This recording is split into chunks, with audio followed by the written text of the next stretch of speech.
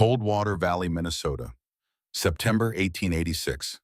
The sky that morning was the color of old bone. Not white, not gray. Something between the two, something that had given up trying to be either. The kind of sky that men who had lived long enough on the plains recognized immediately not for what it was, but for what it promised. Agnes Holt recognized it too. She stood at the edge of her property where the land flattened and the grass had gone the color of straw, and she looked at the sky the way she looked at everything, without hurry, without conclusion.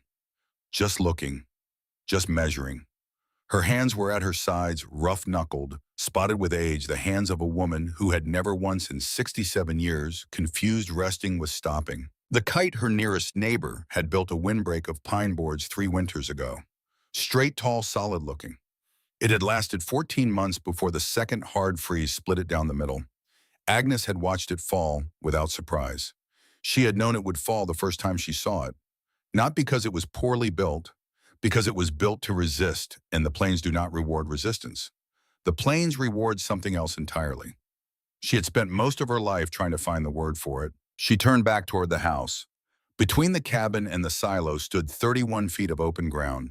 She had measured it herself the previous spring, not with rope, with steps counted twice confirmed. 31 feet. In mild weather, it was nothing. A short walk, a moment. In a whiteout with wind driving snow sideways at 40 miles an hour and temperature dropping past 20 below 31 feet was the distance between alive and not.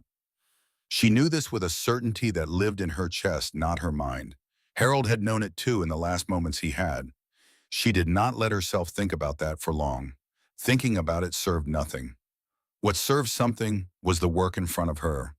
She picked up the first bundle of willow from the pond she had spent August cutting and soaking and bending, and she began. The summer of 1886 had not started as the summer of the tunnel. It had started as every summer started for Agnes Holt, with the thaw, with mud, with the slow return of color to a land that spent 5 months practicing gray. She had planted her kitchen garden. She had repaired the fence along the east pasture. She had done what needed doing in the order it needed doing without complaint and without ceremony. But she had also watched. This was not new. Agnes had always watched. Harold used to say she observed the world the way a hawk observed a field from a distance that looked like stillness, but was actually precision. He had meant it as admiration. She had taken it as description. She watched where the snow had built deepest in February. She watched where it had barely accumulated at all.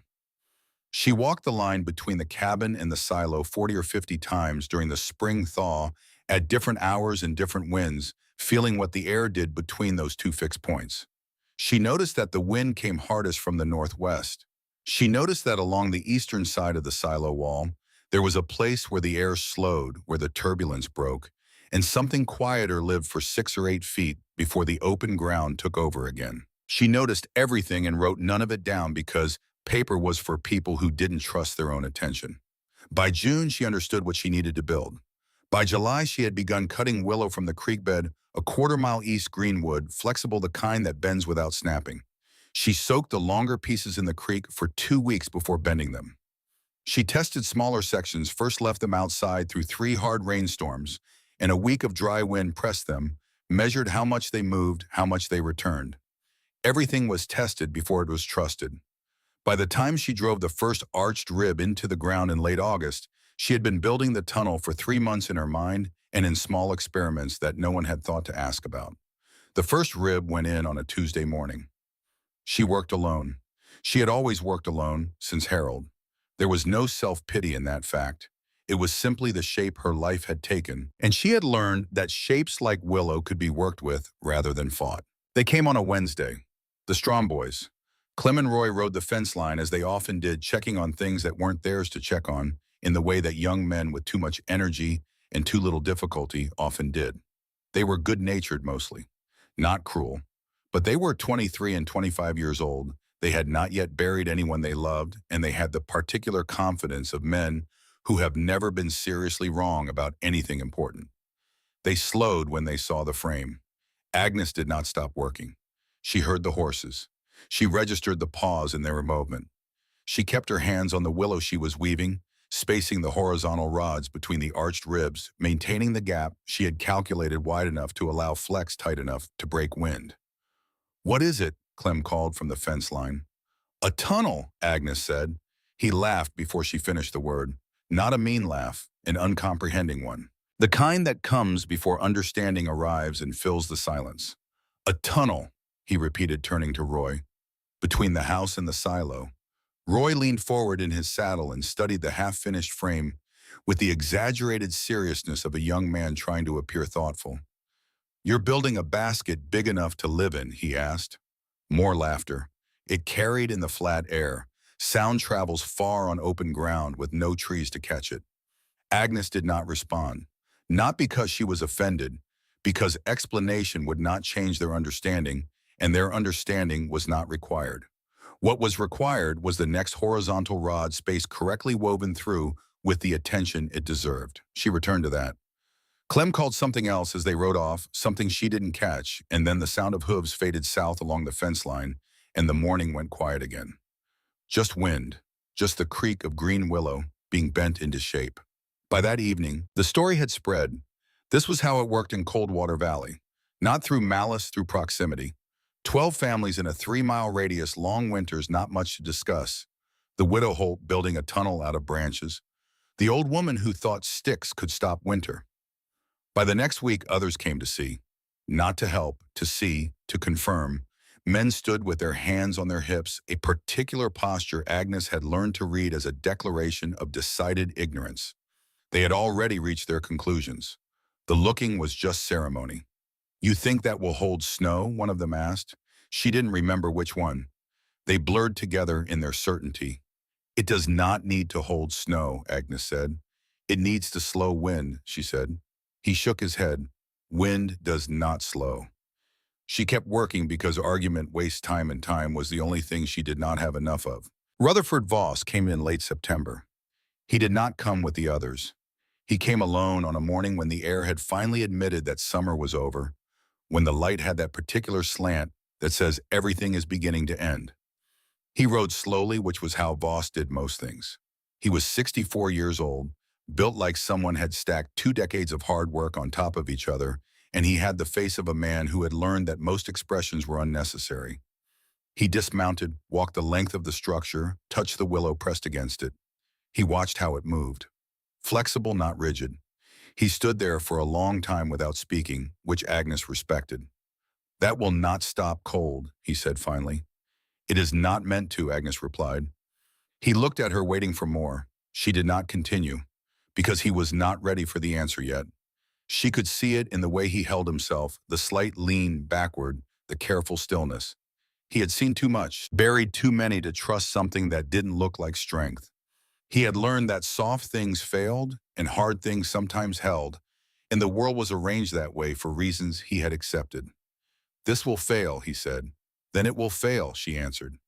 He stood there a moment longer, then nodded once. Not agreement, not approval, something more careful than either.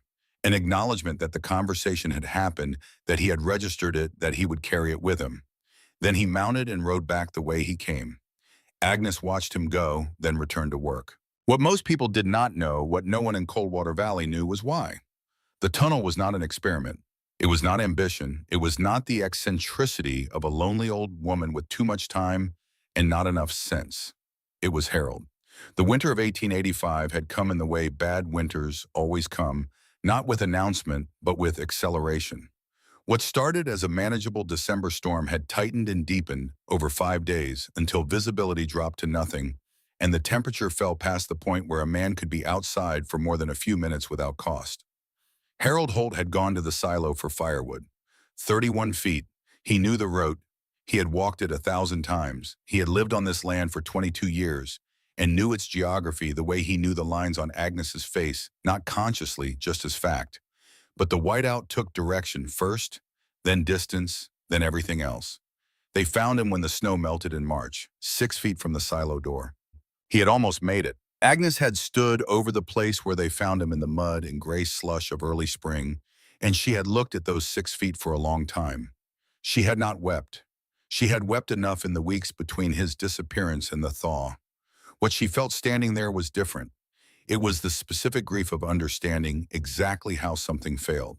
Not the why she understood, the why the planes were not gentle, and everyone who lived on them understood this eventually, but the how, the precise mechanism, the distance, the 6 feet. That was what she could not let go of. Not Harold. Harold was gone, and she had made her peace with that the only way she knew how, by continuing. But the 6 feet, the gap, the distance, that was everything. She had spent the rest of that spring walking between the house and the silo, measuring, watching, thinking. Not with grief. Grief is not a useful tool. With attention. By summer, she knew what she was going to build. She told no one the reason. It was not a story she owed anyone. And she had found over 67 years that reasons rarely change minds in the people who need changing. Evidence does. So she would build the evidence, and the reason could stay where it belonged, between her and the 6 feet of frozen ground where Harold had run out of direction. September became October. The tunnel grew, not in large visible changes, in small ones. The weave tightened section by section. The gaps between rods reduced. An outer layer was added, a second skin space between it and the inner wall, dead air that held what warmth existed. Mud was pressed into the densest sections and left to dry, crack, and be reapplied. Everything was tested. Everything was adjusted. Agnes walked the tunnel every morning and every evening, after wind, after rain, after the first frost. She moved slowly, hand on the woven wall, feeling where air moved through and where it did not. She was not looking for perfection. She was looking for the worst points, because systems fail at their weakest, never their strongest. Find the weakness, address it, move to the next one.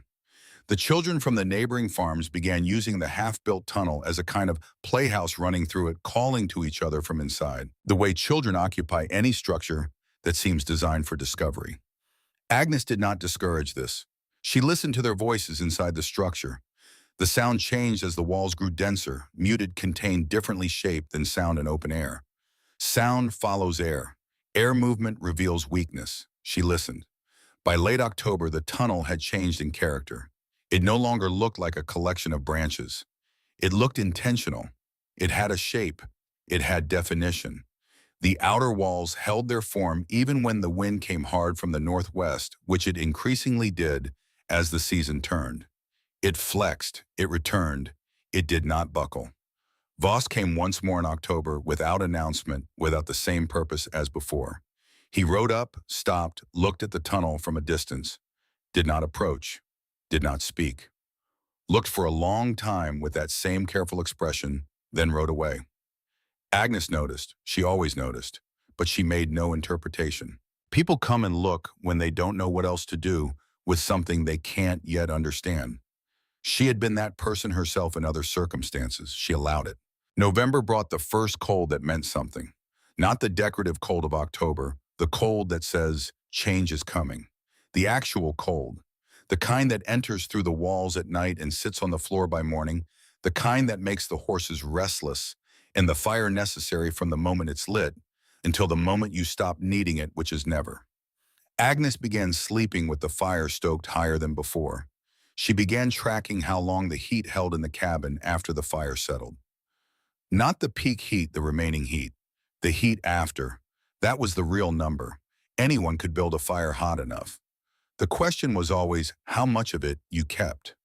She walked the tunnel every morning before anything else. Wool coat, heavy boots, hands bare so she could feel the wall. Inside the tunnel, on those November mornings, the temperature was not warm. She made no claim of warmth. But it was different. The sharp edge of the air was reduced. The wind, which outside stripped heat from skin immediately, was slowed enough inside to become merely cold rather than aggressive. Delay, she thought. Delay becomes survival when repeated enough times. 1 second becomes 1 minute, becomes 1 hour, becomes 1 day, becomes the difference between the wood running out and the wood lasting. She stood in the tunnel one evening in late November, the sky outside the color of bruised iron, and understood that the structure was as complete as it would be before winter made further work impossible. Not finished. Nothing she built was ever finished. Maintained systems hold. Finished systems fail. But complete enough. She stood there in the quiet of the woven walls and thought about Harold, not with sadness. She had moved beyond sadness into something calmer and more permanent, a kind of carrying.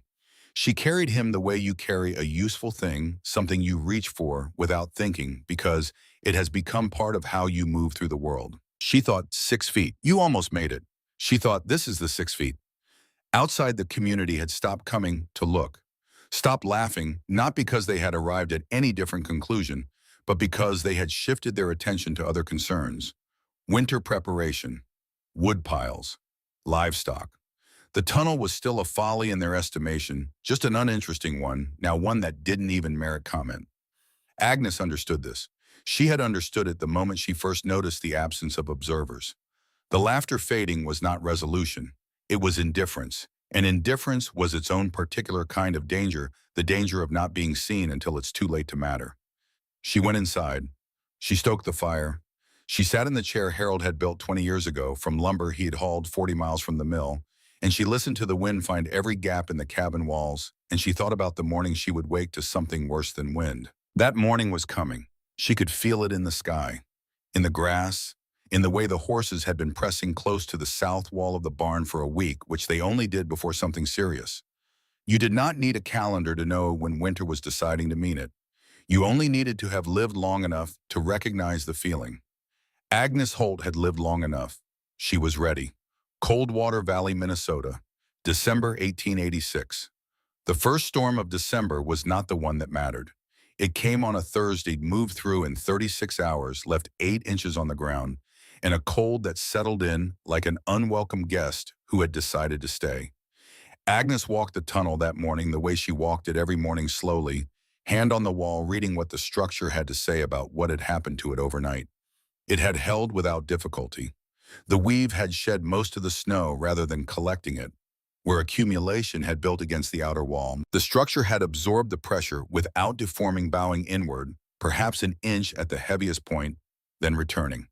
She marked that section mentally, added 2 horizontal rods to the outer layer the following afternoon, tested it with her palm. Better. The neighbors did not come to look this time. They were managing their own situations, which was as it should be.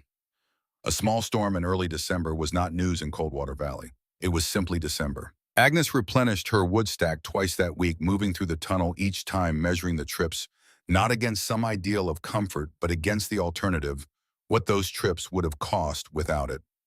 The wind outside was 22 miles an hour on Wednesday. She had learned to estimate by the sound it made against the north wall of the cabin. 22 miles. Outside, uncovered, that wind at 17 degrees pulled heat from a body at a rate that compounded with every minute of exposure. Inside the tunnel, the same wind arrived, broken, divided, slowed. It arrived as something that could be managed. She recorded nothing. She remembered everything. The second storm announced itself on the 17th of December, with a sky that Agnes had only seen twice before in her life. Not the gray-white of ordinary winter. Something deeper. Something that had removed color as a concept rather than simply replacing it with another color. A sky that looked like the world had decided to stop pretending that light was a permanent arrangement. She spent that day moving deliberately. Extra wood inside, extra grain for the animals carried through the tunnel to the silo, and back in 4 trips, each one measured each one in inventory of what the structure was doing in the strengthening wind. By evening, the temperature had dropped 15 degrees in 4 hours. By full dark, it was still dropping. She banked the fire higher than usual, not for warmth in the immediate sense, but for duration. The fire that burned hottest was not always the fire that lasted. She had learned this the way she had learned most things, by watching what failed and working backward to why. She went to sleep before 9. She woke before 4 to a sound she recognized. Not wind exactly. Wind is a variable thing. It rises and falls. It has texture and rhythm. What she heard was wind that had stopped being variable, wind that had made a decision and was executing it without negotiation. A sustained, committed roar that had settled into the cabin walls and was testing them with the patience of something that had all winter and knew it. She lay still for a moment in the dark, listening. Then she got up. The 18th of December began what the people of Coldwater Valley would refer to for the rest of their lives as the storm. Not a storm, not that storm, the storm, as if the word required the specificity of a proper noun to carry the weight of what it meant. Agnes dressed in the dark, heavy wool socks, the ones she'd knitted the previous February with the extra thickness at the heel, wool trousers, 2 shirts. The coat that had belonged to Harold and was 3 sizes too large for her, which was precisely why she kept it. The dead air trapped in the excess fabric was its own insulation. Heavy boots, the laces checked twice. She moved to the window. Nothing, not darkness, not even white. Nothing in the sense of no information. The world outside had been replaced by a condition that refused to offer data. The lantern light from inside caught the first 3 inches of glass and then gave up. Beyond that, the storm. She did not reach for the door that led outside. She turned instead to the other door, the one she had cut into the cabin's interior wall the previous October, low and narrow, that opened directly into the tunnel entrance. She had built the tunnel's entry point inside the cabin, not outside, for exactly this reason. The obvious placement would have been an exterior door to an exterior tunnel. The obvious placement would have failed on the first real test because opening an exterior door in a whiteout at 20 below means losing whatever heat you have in the time it takes to step through and close it again. Agnes had not built for obvious. She had built for the morning she was now living. She opened the interior door. The tunnel extended before her dark until she raised the lantern. The woven walls held their shape. A small amount of snow had been driven through the outer layer at one section near the midpoint, loose, fine-grained, the kind of snow that behaved more like powder than like any solid thing. She noted it, not a failure, a data point. She stepped in, pulled the door closed behind her. The change was immediate, not warmth. She had never claimed warmth, but the removal of that committed, all-consuming roar. Inside the tunnel, the wind existed as sound more than force. She could hear it working on the outer walls, pressing, testing, looking for the place where the structure would agree to fail. The structure did not agree. It flexed and returned, flexed and returned, the willow doing what willow does, bending so far in one direction that the force had nothing to push against, offering compliance instead of resistance, which is a more sophisticated form of holding than most people ever learn to recognize. Agnes moved forward, one hand on the woven wall, the other carrying the lantern. She reached the silo, retrieved what she needed, returned. The entire passage had taken 9 minutes. She knew because she counted her steps and she knew her pace. Outside, 9 minutes in what was happening that morning would have been a different kind of calculation entirely. The storm did not ease on the 19th or the 20th. By the 21st, which Agnes calculated by the rough change in the quality of darkness, there being no difference between day and night, in any other sense, she had made 11 trips through the tunnel. Each one the same measured, deliberate, hand on the wall, lantern in the other hand reading the structure as she moved through it. On the 22nd, she woke to find that the exterior cabin door could not be opened. She pushed. It moved an inch, perhaps less, then stopped. Snow packed against it, not drifted, compacted by wind pressure into something closer to ice than powder. She did not force it. Forcing a door that must remain usable is how you ensure it becomes unusable.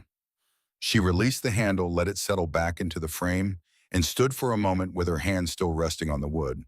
Then she turned and went to the interior door. The tunnel entrance was clear. A small drift of fine snow had accumulated at the interior threshold, less than she had expected, which meant the outer shell was performing its primary function, diverting rather than collecting. She cleared what was there with a short-handled broom, 3 strokes, and stepped in. She walked the full length slowly. At the midpoint, she paused and listened. Not for sound for its absence. No sudden structural shifts. No cracking. No tearing. The outer layer showed increased inward deflection at 2 sections, both near the northern exposure, both within the range she had anticipated. She made a mental note of each. She reached the silo. The air inside felt different from the tunnel air. Stiller, less organized in its coldness. She filled her sack, returned. Back in the cabin, she fed the stove and watched the heat. Then she watched what happened after the peak, how long the temperature held in the room after the fire settled into coals. Longer than before, not dramatically. By perhaps 7 or 8 minutes compared to the same measurement 2 weeks prior. 7 minutes. She sat with that number the way she sat with most important things, without rushing toward a conclusion, letting it mean what it meant. 7 minutes of retained heat meant fewer trips to the silo per day. Fewer trips meant less exposure per trip. Less exposure meant the body spent less energy compensating for heat loss. Less energy spent meant the food stores lasted longer. The food stores lasting longer meant the margin between surviving and not surviving widened by some small, specific, calculable amount. This was the system, not warmth, not safety in any absolute sense. The reduction of loss at every point where loss could be reduced compounded over days until the accumulated savings became the difference. Rutherford Voss arrived on what Agnes calculated was the 11th day. She heard something at the door, not a knock exactly, more the sound of a body making contact with a surface, while no longer having full control of the force behind it. She crossed the cabin in 4 steps and pulled the door inward hard. Voss fell against the frame. He was upright. Barely. His coat was solid with ice from the collar to the knee, not frost, not snow buildup, but actual ice, the kind that forms when moisture freezes in place over hours of sustained exposure. His hands, when Agnes took them and pulled him inside, were the color of wax candles. Not blue, wax. That particular absence of color that means the body has made decisions about priority. She got him to the chair by the fire without speaking. Removed the outer coat stiff heavy. It stood briefly on its own when she leaned it against the wall before slowly toppling. She positioned his hands near the heat, not touching the stove, 18 inches out. The return of circulation needed to be gradual. Rapid warming damages tissue that has been that cold. She knew this the way she knew many things from having seen what happened when people didn't know it. He did not speak for a long time. His breath came in the deliberate, effortful rhythm of a man rebuilding something essential one piece at a time. Agnes put water on to heat, sat across from him, did not fill the silence with noise because silence was working and noise would interrupt it. When he could speak, he said the silo. Just those 2 words, not a question, a direction, or perhaps a statement of what he had been thinking about on whatever route had brought him here through that. Agnes did not answer immediately. She took her sack from the hook by the interior door and walked to the tunnel entrance. She opened the door and looked back at him. He saw it for the first time from the inside. The tunnel extended from the cabin wall into the middle distance, the lantern light catching the woven texture of the walls, the structured regularity of the ribs, the way the thing that had looked like branches from the outside looked from within, like something considered, something that had been thought about for a long time before it was built. Voss stared. Agnes went through, retrieved what she needed, returned in 9 minutes. She put the wood by the stove and sat again across from him. He had not moved. He was watching the door she had come back through with an expression she recognized, not surprise, exactly more the look of a man adjusting a long-held position. Not abandoning it, adjusting, which is harder in its way. You followed the fence line, she said, not a question. As far as it ran, he said. Lost it, found the cabin by, he paused. I don't know what I found it by, habit maybe, or luck. Not luck, Agnes said. He looked at her. You knew the direction because you've ridden it for 20 years.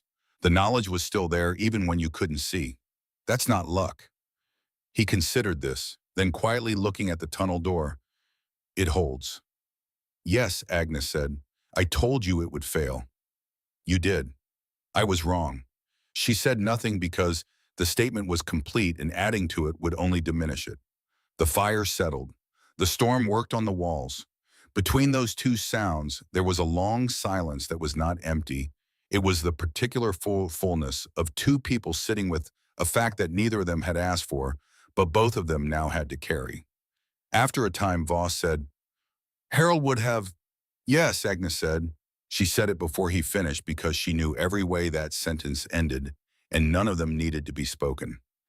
He nodded once, slowly. The way old men nod when they are not agreeing with a thing, but recognizing it, placing it in the correct location in the long inventory of what they understand about the world. He stayed by the fire. Agnes returned to her chair and picked up the mending she had set down 3 days ago and resumed it without ceremony, because the work was there and her hands were useful and the storm was going to continue regardless of what anyone in Coldwater Valley thought about it. On the 14th day, Clem Strom appeared at the door. Agnes heard him before she saw him. The particular sound of a large man trying to knock carefully, which men of Clem Strom's type found difficult, because careful was not their customary mode of operation. He was 23 years old, the elder of the Strom boys, and he had laughed the longest and the loudest the previous September when he had first seen the half-built frame in Agnes's yard. She remembered it clearly, not with resentment, just with accuracy, the way you remember the weather on a particular day. She opened the door. He stood in the entrance, 6 feet and considerable, his coat heavy with ice at the shoulders, his face showing the specific expression of a young man who has decided to do something his pride objects to and has not yet resolved the internal argument. He did not greet her. "I need to get to my food stores," he said, "the ones in the side barn." He said it looking slightly past her shoulder rather than directly at her, a small adjustment that cost him nothing but communicated something important about where he was in the process of this conversation. Agnes stepped back from the door. That was all. No words. She simply moved out of the way. He came in, looked at the tunnel entrance, looked at it for long enough that Agnes understood he had known about it, had probably ridden past and seen it from a distance, had probably heard about it from Voss, but was confronting it now as a thing he actually had to use, which is different from knowing a thing exists. He went through. Agnes did not accompany him. She returned to her chair. He was gone longer than she expected, perhaps 15 minutes instead of 9. When he came back through the tunnel door, his face had changed. Not dramatically, not in a way that anyone who didn't watch carefully would have caught. But Agnes watched carefully, and what she saw was the face of a young man who had just learned something that was going to rearrange other things he thought he knew and hadn't yet worked out which things or how. He set down a small sack of supplies by the door, not his own. He had brought them from wherever he had been able to access, which in this storm meant he had made a decision about who needed them more. He did not explain the sack. He didn't explain himself at all. He left. Agnes looked at the sack, then she looked at the door he had come through. She thought that took more from him than crossing in the cold did. She thought he will be different after this. Not different enough to say anything about, but different in the way that matters, the way that lives in the foundation of a person rather than on the surface. She picked up the sack, put what was in it where it belonged, and returned to her work. Silas Marsh had not come to Agnes. He had made his calculations differently. Marsh was a practical man. Agnes had always thought so practical in the specific way of a man who trusted materials he could evaluate by hand. Wood, iron, stone, things that had mass and resistance and did not flex when pressed. His farm was the best maintained in the valley, by most measures straight, fences, solid structures, barn doors that hung plumb and latched clean. He had not built a tunnel. He had built a larger woodpile than anyone else in the valley. He had calculated his family's consumption rate, added a margin he considered generous, and stacked accordingly. This was the logic of a man who trusted supply over system, quantity over design. On the 9th day of the storm, his woodpile ran short. Not out, short. The margin he had considered generous had proven to be calibrated for a storm of ordinary duration and not for what was currently happening, which was not ordinary. His wife had tried to reach the secondary pile near the east fence on the 9th afternoon. She made it. On the return carrying wood, her right foot found a patch of uneven ground under the snow, and she went down. The sprain was moderate. She walked back to the cabin herself, which told Agnes something about the woman's constitution when she heard about it later, but the injury ended the trips. Marsh and his wife and their 2 children spent the next 2 days burning furniture. Not because they were desperate in any absolute sense, because the margin had been wrong, and wrong margins in a system have consequences that compound. When the storm finally began to release its grip, not all at once, but in the way serious things end gradually, and then more gradually as if they have to be talked out of it, Silas Marsh stood outside his cabin and looked at the valley and began to understand something about the difference between supply and system that he had not understood before. He was not a man who came quickly to the admissions this understanding required, but he was underneath his preference for solid materials, improving quantities, and honest man. And honesty, given enough evidence, eventually finds its way to the surface. The storm broke on the 16th day, not with drama, without drama, in fact, which was its own kind of statement. The wind dropped over the course of a morning, not to nothing, but to something that could be measured again, that had returned to the category of weather rather than condition. The sky lightened by degrees. Shapes returned, first the silo, then the fence line east, then the road. Agnes stood at the window and watched the world come back in pieces. She thought about Harold, not with grief, but with the particular quality of attention she always gave him, Now the kind you give to something that is part of how you understand everything else. She thought about 6 feet. She thought about the distance between almost and the other thing. She thought the tunnel held. Not with satisfaction exactly. Satisfaction implies that the goal had been to prove something to someone, and that had never been the goal. The goal had been the silo. The goal had been the morning after, and the morning after that, and all the mornings in the accumulated calculation of what it takes to get from one winter to the next without losing the things you cannot afford to lose. She put on Harold's coat. She opened the interior door. She walked the tunnel one more time in the gray morning light of the 17th day, hand on the wall, lantern in the other hand, reading every inch of what the structure had endured and what it had to say about it now. She found the sections that had deflected most under the accumulated snow weight. She found the places where the weave had loosened under sustained pressure. She found 3 points where the outer layer would need significant attention before the next storm. She noted them all. Then she reached the silo, set her hand on the cold iron of the latch, and stood for a moment in the stillness. Outside, through the silo's small north window, the valley was white and still and enormous. Smoke rose from 3 or 4 chimneys. Shapes moved in the distance, people emerging, checking, beginning the inventory of what the storm had taken and what it had left. Agnes opened the latch, went inside, did what she had come to do. Then she went back through the tunnel and into the cabin and built the fire up and put water on to heat and began thinking about what needed repairing first. Because the work was not done. The work was never done. That was not a complaint.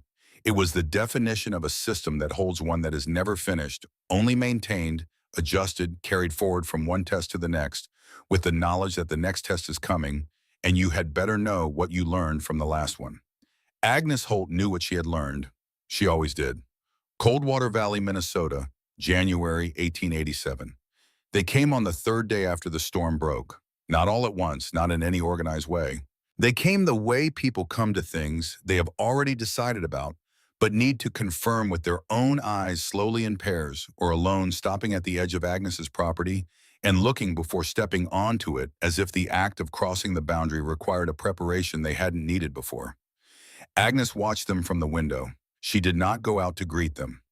She was mending the section of tunnel wall that had taken the heaviest deflection, replacing 3 willow rods that had bent past their useful range, reweaving the gaps, pressing fresh mud into the outer layer, where the cold had cracked the previous application.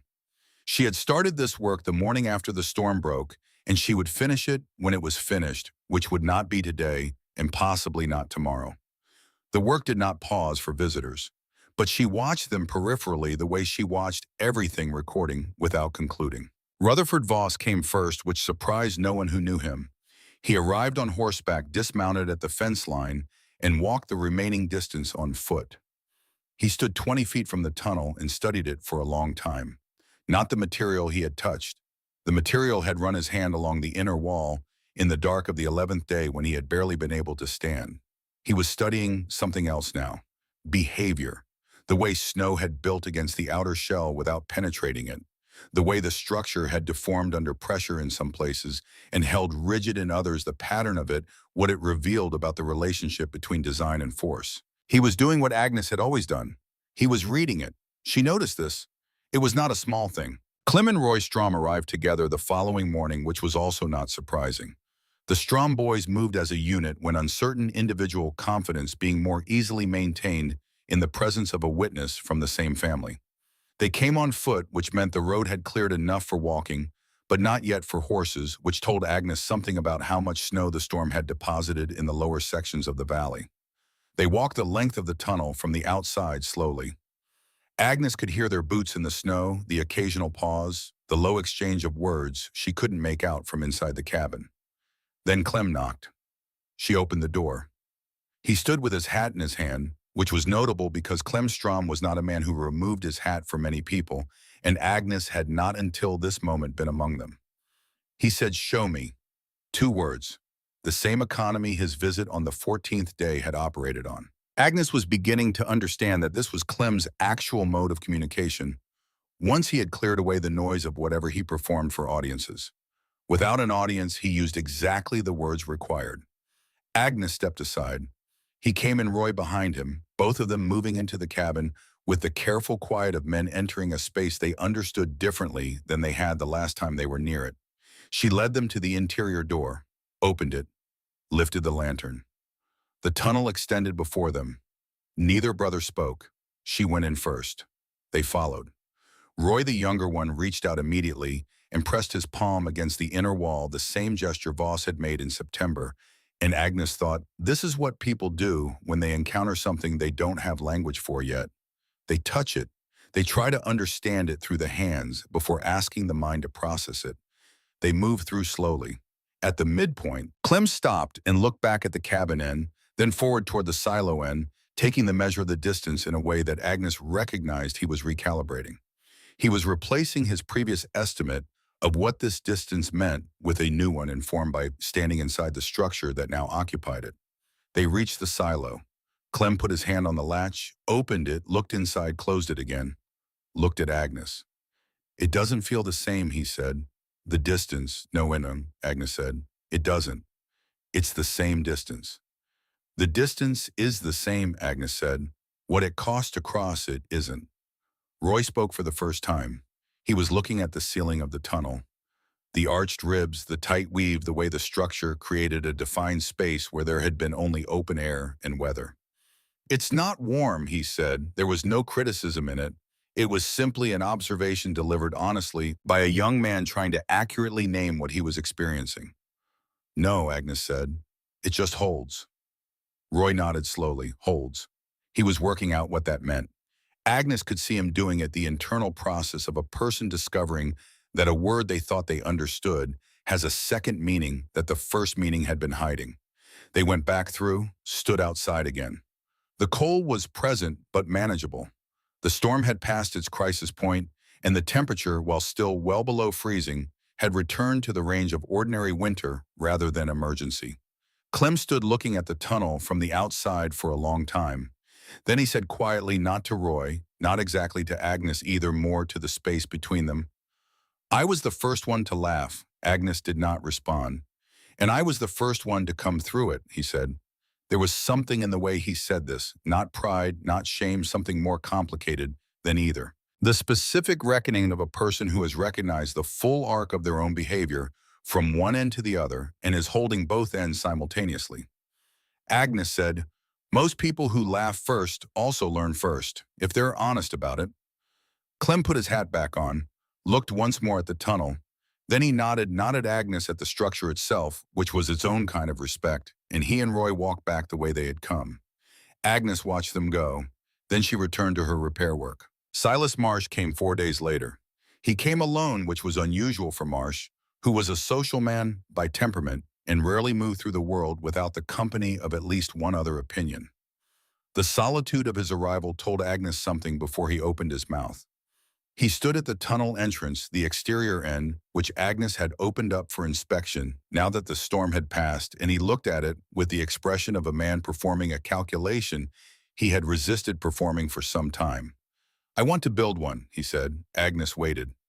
Between my cabin and the east barn, 40 feet, give or take. All right, Agnes said. He looked at her. He had expected more instructions, perhaps, or at least a more elaborate response.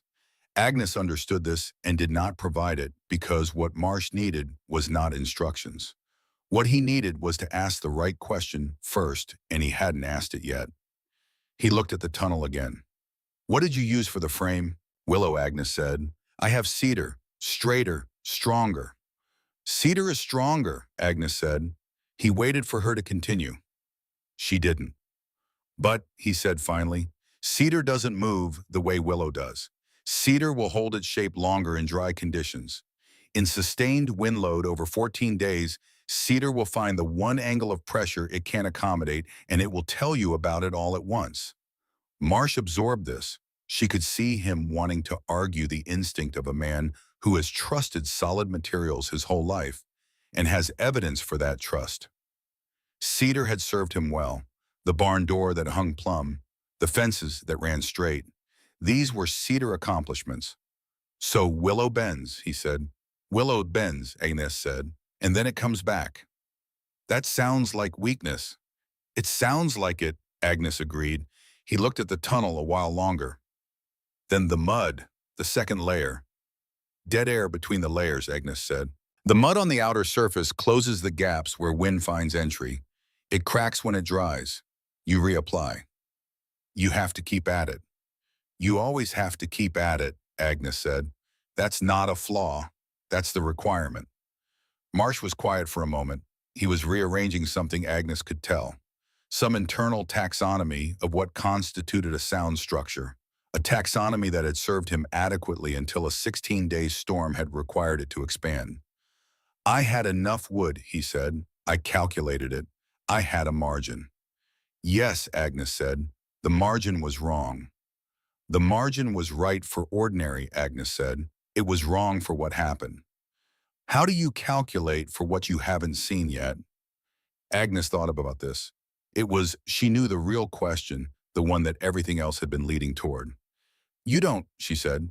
You build so that when what you haven't seen yet arrives, you've lost as little as possible getting to it. Marsh stood with that for a long time. Long enough that Agnes returned to her work. She was reweaving a section near the midpoint, and the mud needed to be applied before the temperature dropped again in the afternoon. She worked. He stood. Neither of them felt the need to fill the space between them with sound. Finally, he said, I'll start with willow. Cut it green, Agnes said, without looking up from her weaving. Soak it 2 weeks before you bend it. Don't rush the soaking. The wood will tell you when it's ready. How will I know? It stops fighting you. He left. Agnes watched him go, the way she watched everyone go, noting, not concluding. Time would show her what Marsh had actually understood and what he had only heard. Birch Alcott came in February. He came without announcement, which Agnes had come to associate with people who had already decided to do something and didn't want to give themselves the opportunity to be talked out of it. He arrived carrying tools and a coil of rope and had the look of a young man who had spent several weeks having an argument with himself and had finally reached a verdict. He set his things down 20 feet from Agnes's tunnel and began taking measurements along the line between his temporary winter shelter. He was staying in the Voss barn while his own cabin was being built on the adjacent claim and the Voss woodshed. Agnes watched him work for a while. He was methodical. He measured twice, checked his line with a length of rope pulled taut, adjusted, measured again. He had good hands. She noticed this the way he held his tools, with the unhurried confidence of someone who had used them long enough that they had become extensions of his intention rather than instruments of it. After a time, he spoke without looking up from his work. I'm doing this wrong, he said. Agnes, who had not spoken, said, What makes you think so? Because I'm measuring the space, he said, and I think you started by measuring something else. Agnes was quiet. This was accurate, and she was interested in whether he would arrive at what that something else was. The wind, he said. You measured the wind before you measured the space, and before the space existed, Agnes said, before I knew what shape it needed to be. Birch stood up and looked at the line he'd marked between the shelter and the woodshed. Then he looked at the open ground, which was to say he looked at the air above it, which is where the wind lived. He stood there for several minutes. Agnes went back to her own work. She heard him move, heard the rope drag in the snow, heard him reset his anchors in 2 new positions different from the first ones. The new line ran at a slight angle to the building faces rather than perpendicular, adjusting for the northwest origin of the prevailing wind. She understood, creating an entry angle that would redirect flow rather than simply interrupt it.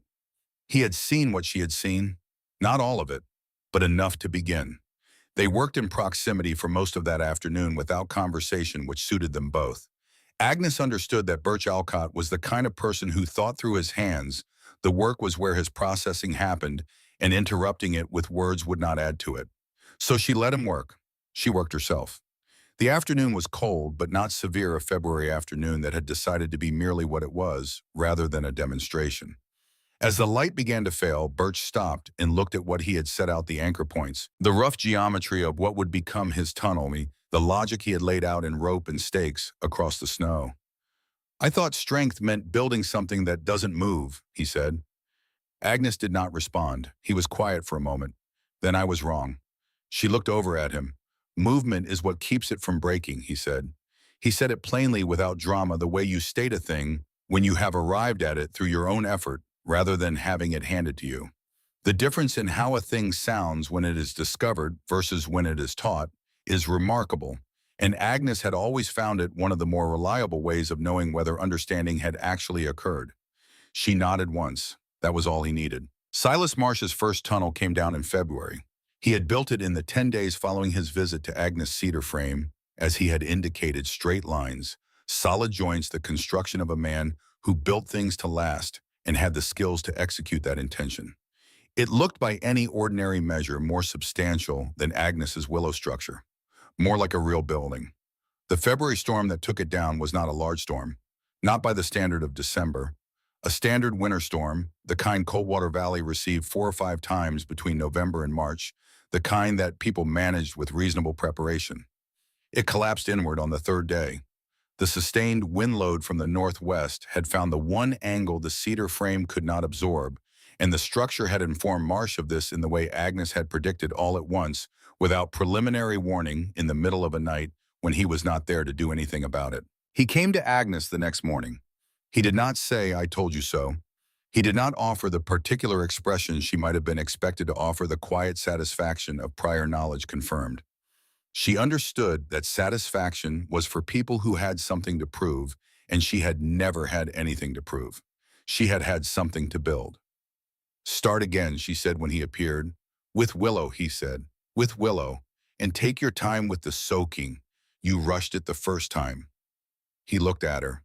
"How do you know I rushed it?" "Because you built in 10 days," she said. "The wood needs 14 days minimum in the water before it will bend the way it needs to bend. You had 10 days total. The math is the math." He accepted this without argument, then 6 weeks to build it right. "Perhaps more," Agnes said. "You're not in a hurry. The next serious storm is weeks out. Build it the way it needs to be built, not the way the calendar wants it." He nodded. Then he went home and began cutting willow. He soaked it for 16 days, built slowly. Agnes came twice to look, not to supervise. She had not been asked to supervise and would not have offered to, but because she was curious. She watched the way Marsh worked when he understood what he was building toward. It was different from the first time, more patient, more attentive to what the material was doing rather than what he wanted it to do. The tunnel he built in 6 weeks held through every storm of the following season. He never told Agnes this directly, but in March of the following year she found a cord of carefully split wood stacked against her east wall, more than she had asked for from anyone, more than she needed. No note, no explanation. She understood it. The second winter came in November of 1887. It came without announcement, as it always did, as if winter had no obligation to confirm its arrival before it was already there. The sky made its preparations without consulting anyone on the ground, and Coldwater Valley woke one morning to the particular silence of a landscape that had been serious about itself overnight. Agnes walked her tunnel before dawn. The structure was in the best condition it had ever been. She had spent September and October on a complete review, every rod checked, every joint, retested, every section of mud applied fresh over the summer's cracking. She had added a third layer to the north-facing sections, the ones that took the first force of the prevailing wind, increasing the depth of dead air in those areas. She had adjusted the entry angle slightly at the silo end, redirecting the primary wind flow that had found a path in the previous year. It was not the same tunnel she had built in 1886. It was better. Not because she had more resources or more help, but because she had data. 14 months of observation, 16 days of testing, under conditions that could not have been more thorough, and the accumulated understanding of what the structure had to say about itself under every kind of pressure the valley could apply. She walked it in the pre-dawn dark and felt what it had to tell her. Nothing urgent, some small adjustment needed at the midpoint, a rod that had shifted slightly in the summer heat and not quite returned. She noted it, would address it tomorrow. She stood at the silo end and looked back toward the cabin, the lantern light catching the woven walls, the structure extending away from her in the dark, the thing she had built still doing what she had built it to do. She thought of Harold. She thought you would have understood this, not immediately, but eventually. You were always better than you gave yourself credit for at the things that mattered. She thought this is what the 6 feet became. The valley that winter was different, not unrecognizable. The winter was still the winter. It made no accommodations for what people had built or learned or understood. The cold was the cold. The wind was the wind. The snow fell without consulting anyone's plans. But the valley moved through it differently. Voss crossed between his cabin and his barn on the seventh day of the first serious storm without incident through the tunnel he had spent October building on the same general principles as Agnes's different material in places adjusted for the longer distance and different wind exposure of his property, but the same underlying understanding. He arrived at the barn in 11 minutes, fed his animals, returned, made coffee. The ordinariness of it was in itself a kind of triumph. Marsh crossed his distance through his 6-week tunnel on the same day carrying a week's worth of supplies in 2 trips. His wife, whose ankle had healed well enough through the fall, made the 3rd trip herself. She reported afterward that the interior of the tunnel felt strange, not warm but deliberate, as if the space had been thought about. Agnes, when she heard this thought, it was the most accurate description she had encountered. The family in the far corner of the valley, the Eidsvolds Norwegian settlers, who had watched all of this from a distance and concluded through the winter of 1886 that their arrangement was sufficient, faced the 5th day of the storm with a woodpile lower than they had planned for. They did not panic. They were not people who panicked. But on the 6th day, Per Eidsvold made the half-mile journey to Voss's property through conditions that cost him significantly, following the fence line the way Voss had followed Agnes's fence line the previous December. Voss brought him in, let him warm, then walked him through the tunnel to the woodshed, sent him back with what he needed. The tunnel had become infrastructure. It served not only the person who built it, but in moments of necessity, the people around them. Agnes had not planned for this, but she was not surprised by it. You build for yourself. What you build for yourself often becomes what others need. Rutherford Voss came to Agnes in March when the worst of the season had passed, and the light was beginning to shift in the way that promises cautiously that something other than winter exists and will return.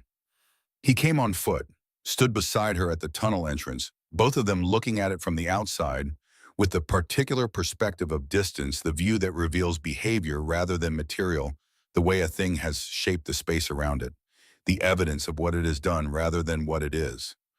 2 winters now, he said. Yes, Agnes said. It held.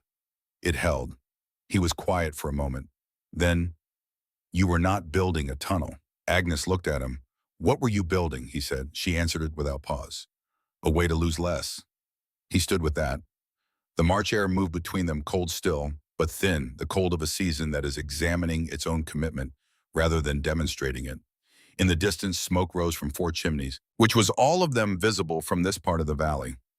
Voss nodded, not the single acknowledgement nod of September 1886, the one that had meant I am registering this without accepting it. This was different, slower. The nod of a man who has moved through something and come out the other side with his understanding of it reorganized. Harold would have seen it, he said. Eventually. He would have helped build it, Agnes said. Yes, he was good with his hands. He was better with his attention, Agnes said. The hands were just how it came out. Voss smiled slightly at this. It was a small expression, the kind his face made when it decided to admit to something. Then he looked back at the tunnel. I told you it would fail. You did. I was not wrong to think so, he said. I was wrong about what I was looking at. I thought I was looking at a structure. I was looking at a method. Agnes said nothing, because the distinction was correct and adding to it would not improve it. They stood in the cold March air for a while longer, looking at the thing she had built, which was and was not a tunnel which had held through 2 winters and would hold through more, which had been built for Harold, and for the 6 feet, and for all the mornings that follow, all the storms that have not arrived yet. The children came in April. The snow was still on the ground, but losing its argument with the season, going soft at the edges, retreating from the south-facing slopes first. The light had returned in full, the long, democratic light of plain spring that falls on everything equally and asks no one's permission. Clara Strom's 2 youngest ran through the tunnel 3 times in succession, their voices changing inside the structure. The way voices had always changed in there, muted, contained a different quality from open-air sound. They ran through without hesitation, without caution, without the need to touch the walls or measure their pace or think about what the structure was doing. To them, it was simply there. A tunnel between the cabin and the silo. A thing that existed and had probably always existed the way all permanent things seem to children to have always existed. Agnes watched them from the cabin doorway. Clara stood a few feet away, also watching, and after a moment she said without looking at Agnes, "They don't know what it cost." "No," Agnes said. "Should they?" Agnes thought about this. Outside, one of the children emerged laughing from the silo end and immediately turned back to go through again. "They should know that it was built," Agnes said. "What it cost is for us to carry. What it does is for them to use." Clara was quiet for a moment, then, "My brother told me he came through it during the storm." "Yes." "He didn't tell me what it was like inside." "No," Agnes said. "He wouldn't." "What is it like?" Agnes considered the question the way she considered most things, without rushing, without reaching for the first answer, waiting for the accurate one. "Different," she said finally. "It's different from outside, not warmer, not safer exactly, but considered. It feels like someone thought about it, which I suppose is what it is. A place where someone thought hard about a problem and then built what they understood." Clara nodded slowly. The children ran through again. Their voices, carried in the spring air, caught briefly by the tunnel walls, then released. Agnes watched them and thought about Harold, which she did every day, and about the 6 feet, which she thought about less often and now, not because it mattered less, but because it had become what it was always going to become. Not a wound, not a loss, an understanding. She had turned 6 feet of open ground into a covered passage. She had turned grief into measurement. She had turned measurement into a structure. The structure had held, and now children ran through it laughing without knowing what it was, which was Agnes understood exactly what a good system looked like when it was working. Not heroic, not visible, just there, doing what it did, reducing loss in a world that produces loss the way the plains produce wind, without apology, without pause, without any particular concern for whether you were ready. The trick was never to stop the wind. The trick was to know where you were going and build something between here and there that made the getting there cost less. Agnes Holt had known this for 2 winters now. She suspected she had known it longer. She turned back inside, put water on to heat, and began thinking about what needed attention before the next season arrived, which it would, as all seasons did, without announcement, without accommodation, and without any memory of what had come before. The valley would not remember. Agnes would. She always did.